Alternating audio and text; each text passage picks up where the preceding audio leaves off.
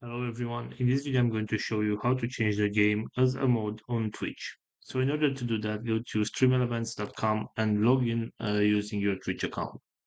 After you do that, go to the chat bot right here and then go to chat commands. So we are going to scroll all the way down until we find, just let me see where this command is. Just a moment, please.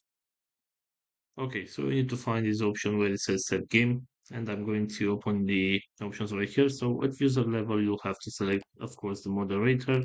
And if you want to change the settings as well, do this select. So after you do that, go to your Twitch account, go to channel, and right here, go to chat. So what I'm going to do now is give mod privileges to stream element. So I'm going to select mode and then stream elements.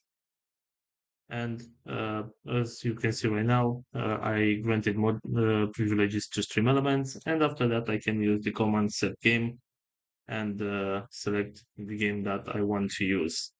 I think is with an exclamation.